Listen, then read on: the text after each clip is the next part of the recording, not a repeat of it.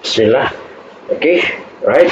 Good day to each and everyone. Welcome to Electrical Circuit AC Fundamentals. As I've said, if you are if you are taking Bachelor of Science in Electrical Engineering, you have to dive in sa AC circuits. Okay, so that is actually coming from Circuit Theory and Practice, second edition, chapter 15, AC Fundamentals. Napaka-importante kasi ng AC Fundamentals kasi napaka-importante kasi ang AC circuit kasi karamihan ng major subjects sa electrical engineering nangailangan siya ng foundation natin sa AC circuits. Okay, so let's go. If you look at this figure A, kita ba natin that is actually circuit, di ba? A closed path, no? Meron tayong source, of course merong dyan papunta sa element resistance 2 amperes, and then the resistance of this resistor is 6 ohms. Okay, so ang voltage dito class 12 volts. That is actually voltage drop. Of course dito ay the voltage source 12 volts. So makikita mo ang makikita natin yung voltage source natin nakaganito siya. Yan, no? Yan, kita nyo. So meaning that is actually ang source natin ay DC. Okay, DC voltage ang source natin based from the given symbol, diba? So ang AC, ang symbol ng voltage source sa AC is this one. Parang naka-sinusoidal. Yung ganito, diba? Ayan.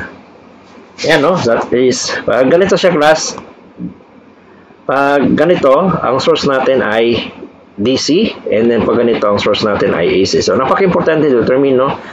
Kung AC circuit or DC circuit, depende sa source. Okay? So, gaya ng circuit na to, of course, this is DC circuit, no?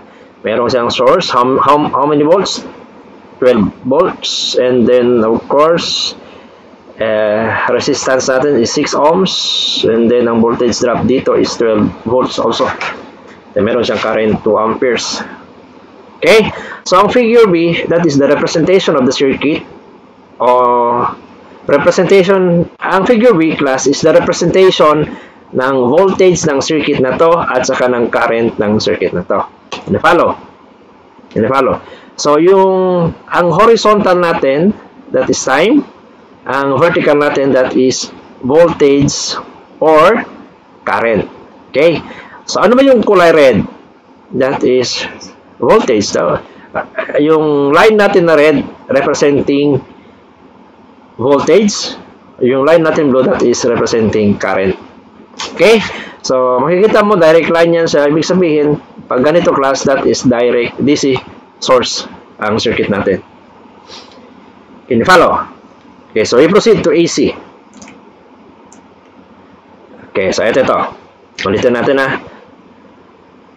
Pag ganito class ang symbol ng source mo, yung voltage source mo, meaning that is AC circuit. Kuha ba? Diba? Figure 15-13, symbol for sinusoidal voltage source. The lowercase letter e is used to indicate that the voltage varies with time. Ano ibig sabihin ng E natin? Class E of T. Ayan. Explain natin muna. Saan natin ilagay dito? Diba? If you look at sinusoidal AC voltage, yun dito. Turuan ko kayo paano mag-study. So, huwag natin pabayaan kung merong sa book na mga ganito, no? So, dapat talaga kahatihan tayong mga ini. Okay? So, ano ba yung source natin dito? That is AC circuit, no? Kasi nakaganito siya ang symbol ng source natin. What do you mean by E of t? O, para maintindihan mo yung E of t, basahin mo ito. Can you follow? O, gusto mo maintindihan yung E of t, you have to read this one. May explanation dito sa figure. Okay? So, ano ba sinabi dito? Symbol for sinusoidal voltage source. O, yan ang symbol. This one is sinusoidal voltage source. Diba? So, yan ang, eto class, yan, ito is the symbol for sinusoidal voltage source. Source natin yan na. Lower case letter E. Ano ibig sabihin ng lower case letter E? Ano ibig sabihin ng lower case letter E? Ito small letter E. That is actually what? Yan. It's used to indicate that the voltage varies with time. O ano ibig sabihin ng varies with time? Yung voltage E natin, sabi dito, varies with time. So, yung value ng E mo, nakadepende sa time. O pag 1 seconds, may certain value ang E. For example, 12 volts. Pag naging 5 seconds, yung value ng E naging 30 volts. Can you follow? O pag 15 seconds, yung value ng E naging let's say 30 volts. So paiba-iba, no? So meaning ng voltage varies with time. Yun, ang voltage E natin nakadepende sa time. Okay, nakuha ba yung ibig sabihin ng E of t? Okay, so klaro tayo dyan, ha? We proceed to figure 15-2. Okay. Ayan. Paano natin maintindihan ito yung figure na to? Varies of voltage versus time. So, nandito ang nasa vertical ang voltage natin.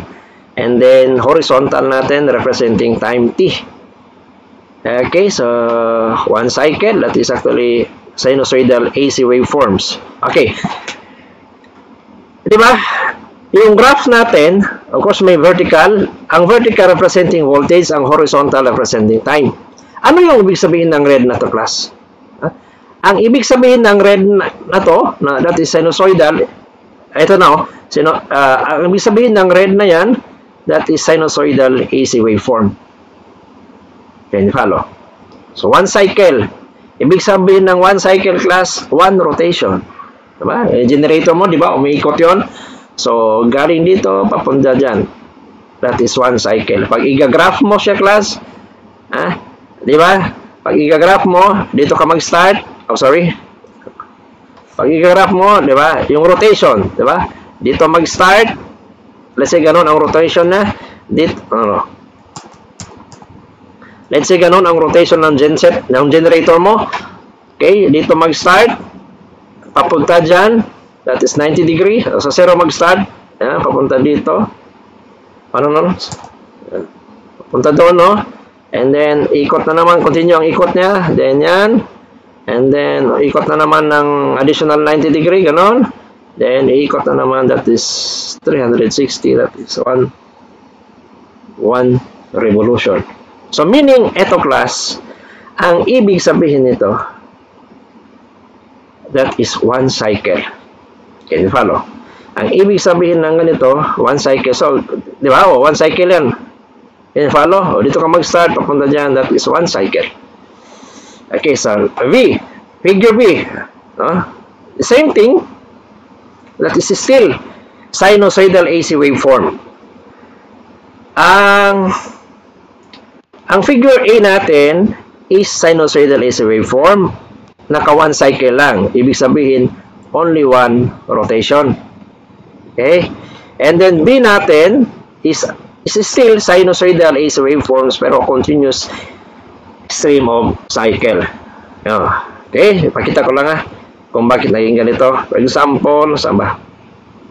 Excuse lang. Dito tayo. Let's say, gagawa tayo ng, ayan, no? Oops. And then Okay, ito ang waveform natin. Yan. Okay, assuming waveform yan So, let's say ito ang starting point ng generator natin. This one. Okay. Sorry. Yan ang starting point ng generator natin. So, syempre, let's say, assuming ganito ang kanyang rotation. Pag rotate niya from this class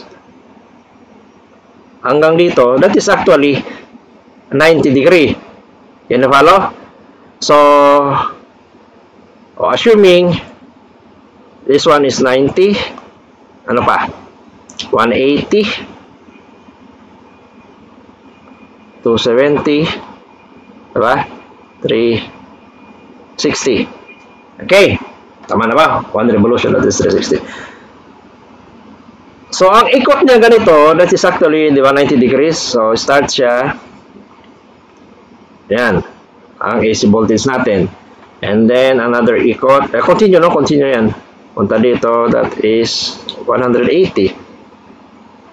Tama na. Palitan ko ng green na. 180. And then, iikot naman ng 90.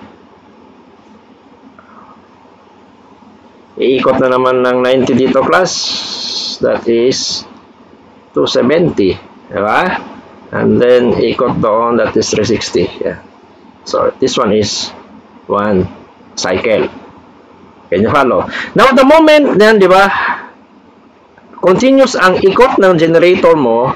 Continuous, Continuous ang ikot ng generator natin. Can you follow? Continuous ang ikot ng generator. So, ang sinusoidal waveform, ganito din, continuous din siya, di ba? Continuous din siya. Yan, no? O, pag ganun-ganun, di ba? Yan. Can you follow? Can you follow?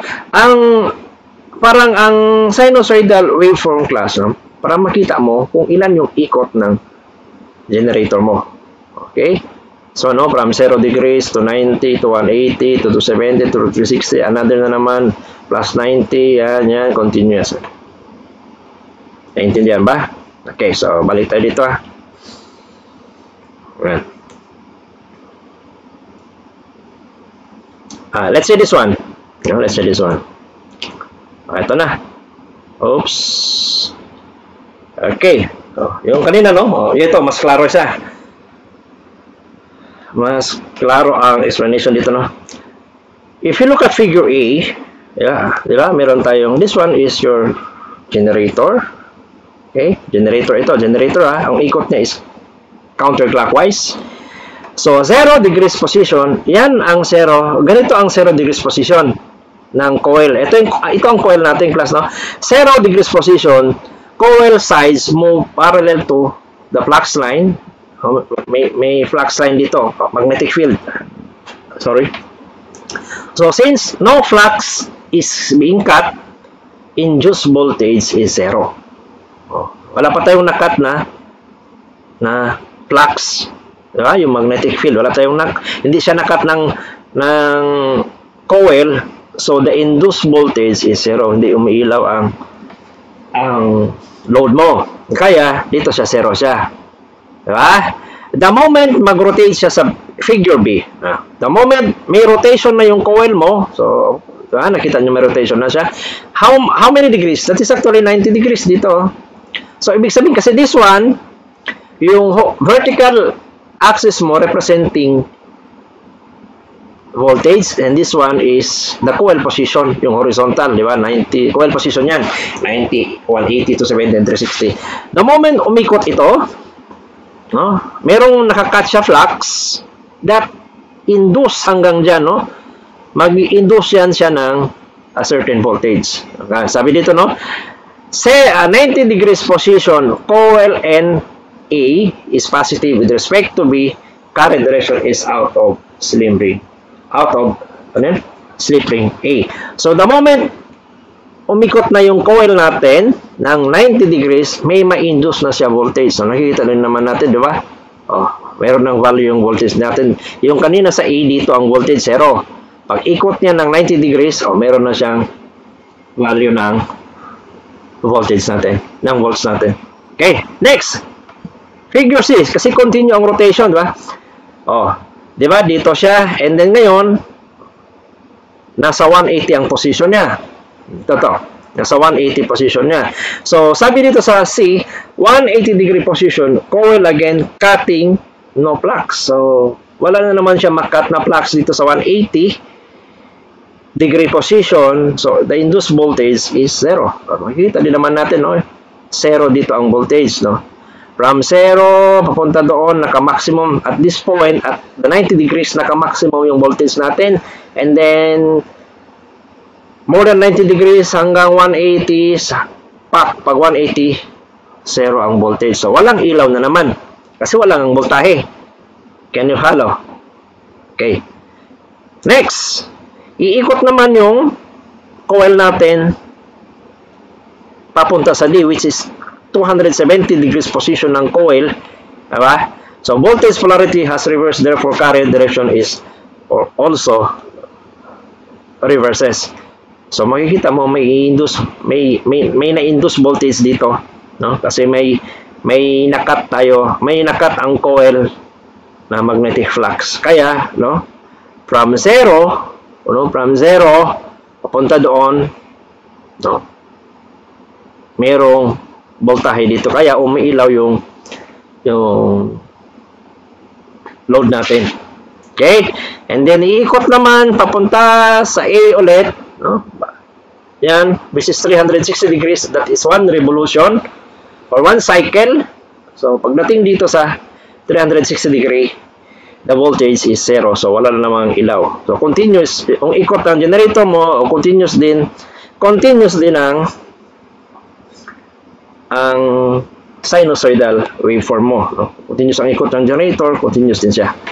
Okay? Can you follow? Okay, kung magtanong ba kayo, class, bakit at this point, tingnan natin sa ginawa kong sinusoidal waveform, no? At this point, yung ilaw ba natin, yung load natin, magkaroon ba ng ilaw o wala?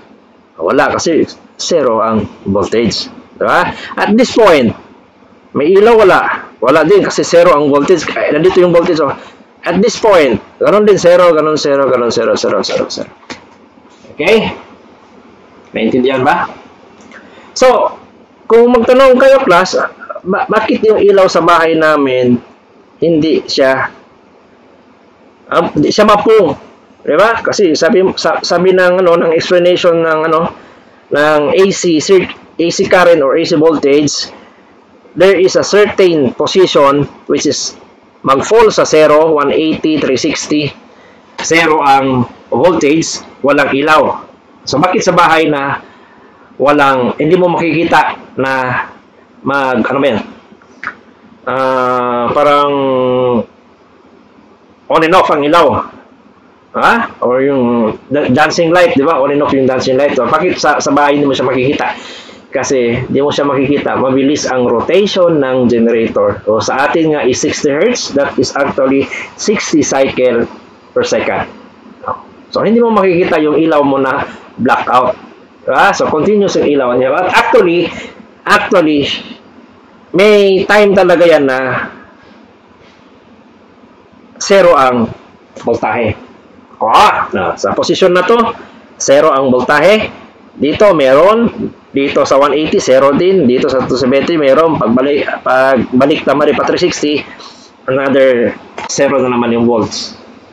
Okay? Can you follow? Okay, we proceed. We proceed to this one. Okay. So sinusoidal AC current. So, basahin nyo lang ito I will just explain the figure. Figure 15-4, that is current direction reverse when the source polarity reverses. This one is the source. Anong klaseng source natin? That is AC source, no? Sinusoidal AC voltage ang source natin. Then this one is our element. Anong klaseng element meron tayong? Resistance. The same thing with this one, no?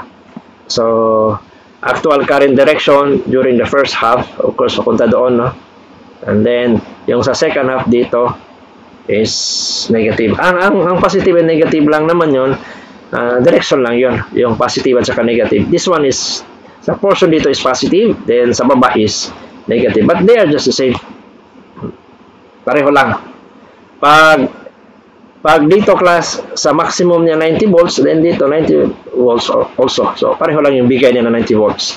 Only na positive doon sa taas, negative dito sa baba siya. That is only, ang positive sign and negative, that is only representing the direction. Okay? Nakuha? Okay, so ano ba yun? Ito tayo, no? Kasi napaka-importante nito, no? Sa AC circuit, yung tatlo na yan. Tatlo na yan, yung frequency, period, amplitude is the same as peak value. Frequency. Ano ang ibig sabihin ng frequency? Basahin nyo lang ito, Ito. Ang ibig sabihin ng frequency, class, is, of course, the unit of frequency, nakadefine ang frequency F ba? Okay. Ang frequency F, the units is what? Hertz. Diba? Yan ang frequency. Ano kaya ibig sabihin ng frequency? The unit is hertz. Can you follow? Okay. If you look at this figure, so ito ang conversion factor niya. Diba? 1 hertz is equals to 1 cycle per second. Sa isang second class, 1 cycle siya. Paano ba yon? Ito ang figure. Diba? This is actually from this point up to this point, that is 1 cycle. Yan, kita natin, diba? 1 cycle yan. Can you follow? So, 1 cycle. Ibig sabihin ng 1 cycle, pag gusto mo talaga makita sa rotation ng generator, ganon yun siya. That is 1 cycle, diba? Okay, so 1 cycle, yan ang 1 cycle. Now, ang ibig sabihin ng frequency, that is, the unit of frequency is hertz. Ang ibig sabihin ng hertz is cycle per second. Para maintindihan talaga natin, class, kung ano ang ibig sabihin ng frequency. Actually, frequency is cycle per second. Cycle per second. In every second, ilang cycle siya. Yun ang ibig sabihin ng frequency. Maintindihan ba? Ang gaya ng figure A, no? In every second, meaning, in every 1 second, ilan ang cycle dito? Diba? Isa lang. So, that is 1 hertz. That is frequency. Nakuha? Ulitin ko, Ang ibig sabihin ng, ang ibig sabihin ng, saan ba yan? Oops. Okay. Ang ibig sabihin, kasi napaka-importante, class, ang frequency, period, and amplitude, peak value. Okay? So, unahin natin muna ang frequency sa AC circuit. Ang ibig sabihin ng frequency, class, sa isang seconds, ilan cycle yun? Yun ang ibig sabihin ng frequency. Let's say this one. Diba? Ang reference natin is always 1 second pag frequency. Hindi siya pwede maging 2 seconds, 1 second. Yun ang ibig sabihin ng frequency. Per second nga, per second.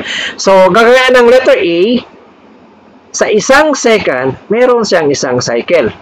So, meaning, ang frequency dito, class, is 1 cycle per second. Diba? That is equivalent to 1 hertz. Yung hertz lang naman is the unit of frequency. Galing yan sa cycle per second. Ibig sabihin ng cycle per second, that is hertz. Okay. Figure B. Figure B. Again, ang frequency, dapat ang tanong sa frequency is every 1 seconds. Hindi siya pwede magiging 2 seconds, Yun ang reference natin. Pag frequency is always 1 second. If you look at figure B, in 1 second, how many cycle? Klaro ba? Dalawa? 2 cycle per second, that is 2 hertz. Nakuha? Klaro, no? Then letter C. Yan. Ganon pa rin, pag frequency, class, ang reference natin is per second or every 1 seconds. Hindi siya pwede magiging 2 seconds, hindi pwede magiging 3 seconds. Basta frequency, ang reference natin every seconds or 1 second. So makikita mo may sinabi dito class, no? Ang rotation is 60 cycles per 1 second. So the frequency is sa figure C is 60 cycle per second or 60 Hz. Yun ang ibig sabihin ng frequency. Nakuha. Okay, now, period. Ito, figure lang ha. Pwede yun palaki ang figure. Excuse ha. Enlarge the in figures in period. Yan. Yan. Okay. So, period. So, okay na. Klaro na tayo sa frequency. Period. Ang period class, kabaliktaran ng frequency. Nakuha. Kabaliktaran siya ng frequency. Vice versa. Ang period, kabaliktaran ng frequency. Ang frequency, kabaliktaran ng periodo. Ganun lang. Okay? Again, ang technique lang class sa frequency is in every seconds. Ilang cycle siya. Let's say figure A, that is 1 cycle in every second. That is 1 Hertz. Ito, sa figure B, 2 cycle in every 1 second. So that is 2 Hertz. 1 Hertz pala dito. Now, dito class, in 1 second, 60 cycle, that is 60 Hertz. Now, ang frequency, baliktad eh. Kabaliktaran ang period T, no? Kaya, ang period T class, kabaliktaran siya ng frequency. Nakuha? The unit of, kung kabaliktaran ng frequency class, ang period, ano ba ang frequency? Di ba frequency is, maliban sa Hertz, frequency F is cycle per second. Can you follow? Then period T, of course, baliktarin mo lang yan, second per cycle. Nakuha? Now, kung ang frequency natin, di ba? Kung ang ibig sabihin ng frequency natin, kung ang ibig sabihin ng frequency natin, in every seconds, how many cycle? Ayun ang frequency. Now, sa period T, baliktad siya. In every cycle, how many seconds? Yan. Ganon. Diba? Ang period T is in every cycle, how many seconds? Nakuha? Can you follow? Now, we will try example sa figure C. Diba? Ang figure C mo, ayusin lang. Gawa tayo ng ibang drawing ha. Yan. Diba? Ito siya. So, lagay ko ng red, diba?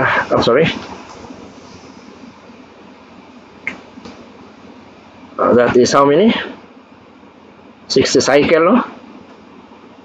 1 seconds. So, kung magtanong ako ng frequency, that is 60 cycle, diba? Per second. Kung magtanong ako ng period, baliktarin mo lang yan, diba? Period T. Period T is equals to, baliktarin mo lang, seconds in every 60 cycle. Diba?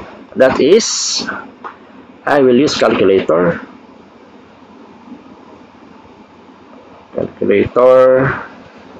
Okay. Pwede ba tanggalin yung book? Hindi magulo. Oops, sorry. Ano pa? Ito pa. Ayan. Tanggalin ko rin ito. Okay, so, ano ba yun? Period T. Period T, diba? Period T, this is actually 1 class ha. May 1 yan siya dyan, no? Para clear. Pareho lang yung ito, no? May 1 din yan. That is 60 cycle per second ang frequency or 60 Hz. Ang period T, as I've said, kabaliktaran siya ng frequency. So, baliktarin mo lang 1 seconds per 60 cycle. How much? 1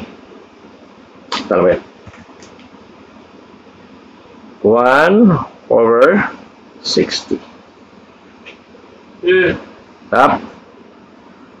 1 over 60, that is 0.017. Tama ba? 0.017. Okay, so this is equals to 0.017. The unit is seconds. Can you follow?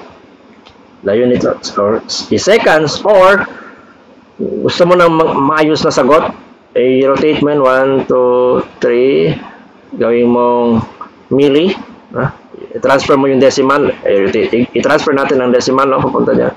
1, 2, 3, so 3 places, that is 17 times 10 equals negative 3 seconds, or that is 17 milliseconds. So, ito na yung period T class.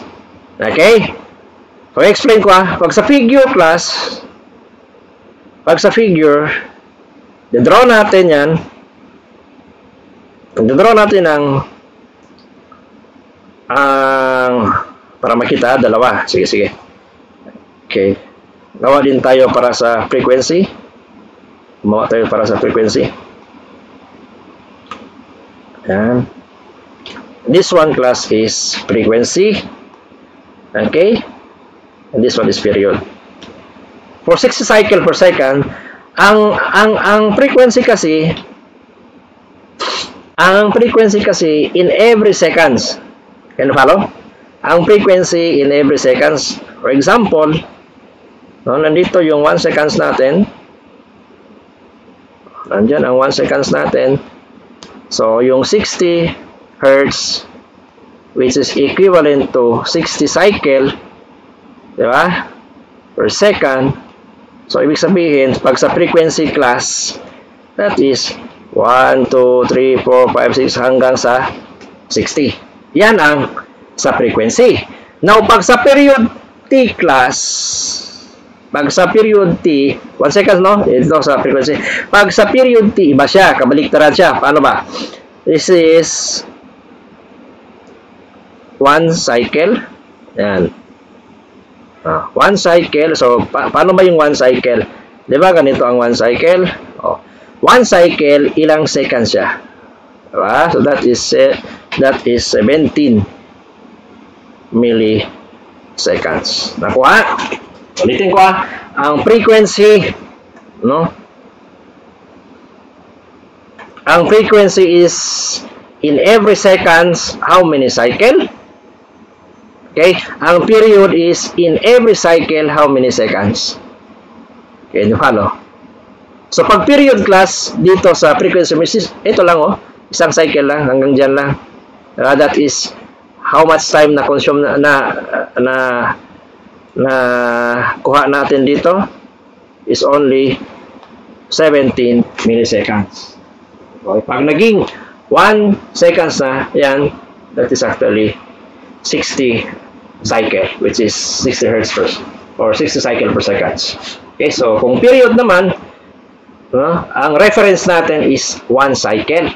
Then, sa isang 1 cycle, ilang seconds? Pag sa frequency, sa isang seconds, ilang cycle. Okay? So, naintindihan ba? Okay, hopefully So, panoorin lang ng paulit-ulit ang video para maintindihan kasi napaka-importante. Okay, example 15 dash 2. Okay, I will remove this one. Oops, erase. Okay, so 15 dash 2. Ang sabi dito is, what is the period of 50 Hz voltage? So, he is asking for period. Ano ba ibig sabihin ng period class? In every cycle, how many seconds? And the unit of period is seconds. No? In every cycle, how many seconds? Yun ang period. Ano ang 50 Hz? That is frequency. Diba? May given na frequency dito. Diba? Ang frequency natin is 60 Hz. Well, that is actually source. Not 60, that is 50 Hz. Diba? That is actually 50 cycle per seconds. Now, he is asking for period t. Again, ang period t, reciprocal siya or kabaliktaran siya ng frequency f. So, that is actually 1 over f. Diretso na natin na. So, karoon na yun. 1 over f. Or, that is actually 1 seconds per 50 cycle. That is equals to how much? Calculator. Oops. Okay, delete. Let me delete. Delete. Then 50 equals 0.02 seconds. Okay, so 0.02 seconds. So gusto ko gawing milli. Paano maging milli? Paano maging milliseconds? So nandito ang decimal 1 kasi dapat negative 3 to 3. Another additional 0 that is 20, diba? Milliseconds. So, pareho lang yung dalawa na yan.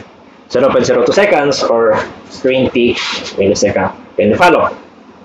So he's asking for period t. So that is 20 milliseconds. Then how about B? How about question letter B? What is the period? Malaking period, no? What is the period of the what? Of 1 megahertz current. So he's still asking for the period. Ano yung 1 megahertz? That is frequency, no? For letter B, given ang frequency niya how much? 1 megahertz. Ano ibig sabihin ng 1 megahertz? Ha? Hindi ka makagamit yan, no? Pag calculator, dapat palitan mo yung mega. That is 1 times 10 positive 6 hertz. Diba? For cycle per second. Then he is asking for period t. Oh, he's asking for period t. Your t is equals to 1 over f, o simply as 1, ano ba yung f natin? Diretso ko na, yan. 6. So, what is your t? Your t is equals to